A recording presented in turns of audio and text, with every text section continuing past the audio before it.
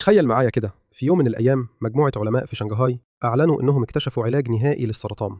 العلاج نجح بنسبة خرافية، العالم كله اتجنن عليه، حتى أمريكا نفسها بدأت تستورده، والدنيا كانت ماشية زي الفل لحد ما الصين قررت تدخل تايوان.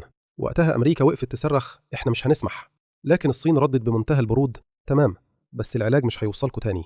هنا بقى أمريكا اتشلت، الناس بدأت تنهار، المستشفيات مليانة مرضى، والرأي العام انقلب: ملناش دعوة بتايوان، رجعونا العلاج.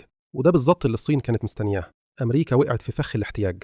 السيناريو ده مش فيلم خيال علمي، ده مكتوب فعلا في تقرير رسمي لمجلس الشيوخ الأمريكي، بيحذر من إن الصين بقت مسيطرة على صناعة الدواء والتكنولوجيا الحيوية. السيطرة تخوف. الصين اللي كانت زمان بتقلد أدوية الغرب قررت سنة 2011 تقول كفاية تقليد. بدأت خطة اسمها صنع في الصين 2025، حطت فيها هدف واضح: نبقى رقم واحد في العالم في البايوتكنولوجي. ومن ساعتها اشتغلوا زي النحل، دعم حكومي، تمويل خرافي، سرعة موافقات على التجارب، وحوافز للعلماء اللي يرجعوا من أمريكا. وفعلا آلاف العلماء الصينيين رجعوا بدماغ مليانة علم وتجارب غربية، رجعوا يبنوا شركاتهم، والنتائج طلعت صادمة: لقاحات لأمراض مستعصية، وأدوية سرطان بتخلي شركات زي فايزر ونوفارتس تدفع مليارات الدولارات علشان تشتري حقوقها.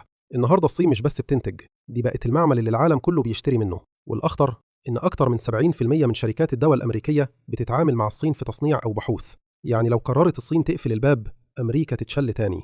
اللي بيحصل دلوقتي مش مجرد منافسة اقتصادية، ده صراع على الحياة نفسها. الصين كانت التلميذ اللي بيتعلم في الفصل الأمريكي، دلوقتي بقت هي اللي ماسكة السبورة. وأمريكا أول مرة في التاريخ تحس إنها ممكن تبقى هي المتأخرة في الدرس. قناتكم الريس تيوب محتاجة دعمكم. لما تضغط على لايك وتشترك في قناتنا باليوتيوب والتيك توك، ده أكبر دعم لينا، وهيشجعنا إننا نستمر.